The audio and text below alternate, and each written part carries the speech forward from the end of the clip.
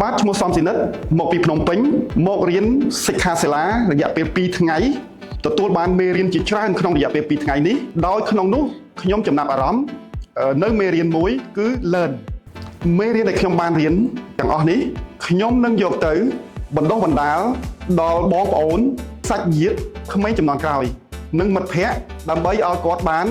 បន្តនៅចំណេះដឹងដូចខ្ញុំដែរជាចុងក្រោយសូមថ្លែងអំណរគុណអង្គការសាស្ត្រាចារ្យបណ្ឌិតសាងអៀបសូមថ្លែងអំណរគុណគណៈចាត់តាំងកម្មវិធីសូមថ្លែងអំណរគុណសិក្ខាកាមដែលបានចូលរួមទាំងអស់ជាពិសេសសូមថ្លែងអំណរគុណយ៉ាងជ្រាលជ្រៅចំពោះលោក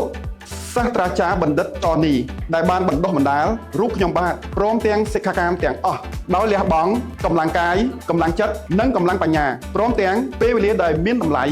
សូមគោរពជូនពរលោកសាស្ត្រាចារ្យបណ្ឌិតចនីមានសុខភាពល្អបរិបូរណ៍មានកម្លាំងមាំមួនមានអាយុយឺនយូរមានទ្រព្យសម្បត្តិសុខដុមនិងកិត្តិយសឧត្តមឧត្តមព្រមទាំងសម្រាប់ជោគជ័យគ្រប់ភារកិច្ចសូមអរគុណភាពច្រើនចម្រើនចំណេះចេះច្រើនចម្រើនទ្រ